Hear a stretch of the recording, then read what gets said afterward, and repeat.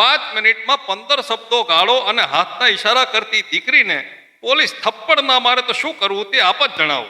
લોકોએ તો ફટાફટ વિડીયો બનાવી દીધો કે સસ્પેન્ડ કરો સસ્પેન્ડ, પણ ભાઈ સત્યનો સાથ આપો. ઉપરવાળાના કેમેરાની લાઇટો ક્યારેય બંધ થતી નથી, તેનો ડર રાખો. સાચું જણાવો, આ કેસની અંદર કોનો વાંક છે? અમદાવાદમાં બનેલી આ ઘટનાએ કાયદો અને કાયદાના રખેવાળ ઉપર મન મૂકીને કીચડ ઉછાર્યું છે. કડકડતી ઠંડી હોય કે ધોમધકતો તાપ, બેસુમાર વરસાદ, 4 રસ્તા વચ્ચે ખડે પગે ઊભા રહેતી પોલીસ શું લોકોની ગાળો ખાવા માટે ઊભા રહે છે કે પગાર લે છે?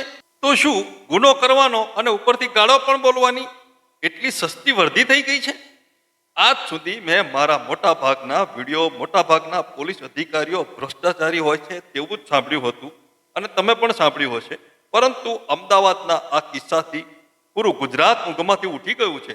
ભ્રષ્ટાચારી, મફતિયા બધા નથી હોતા અને એમનો પગાર આવતા જતા લોકોની મા બહેન સમાણી ગાળો સાંભળવા માટે નથી લેતા. શા માટે આ બહેને સિગ્નલ તોડ્યો? આપ શિક્ષિત છો તેનો મતલબ એ નથી કે તમારે જ કાયદાને તોડવાનો. મૂળ મુદ્દાની વાત તો એક જ છે કે આપણી પોલીસે આપણા જ કાયદાને મજાક અને માયકાંગલો બનાવી દીધો છે. બીજા દેશોમાં પોલીસ સાથે ચા નાસ્તો તો દૂરની વાત છે, હાથ મિલાવતા લોકો ધ્રુજે છે. ટ્રાફિકના નિયમો કેટલા કડક અને ચુસ્ત હોય છે. એક જ લાઈનમાં ચાલતા વાહનો ક્યારેય બીજા ટ્રેક ઉપર જતા નથી. આપણે અહીં તો મોબાઈલનો ભરપૂર ઉપયોગ, રોંગ સાઈડ, હેલ્મેટ, ઓવરલોડ, વધારે પેસેન્જર, નેમ પ્લેટ, કાળા કાચના ધબ્બા, આ બધું મસ્કરી સમાન બની ગયું છે. પોલીસના પકડતા પહેલા ફોન આવી જાય છે. જો કાયદો કડક હોત તો આવી ઘટના જ ના બની હોત ને.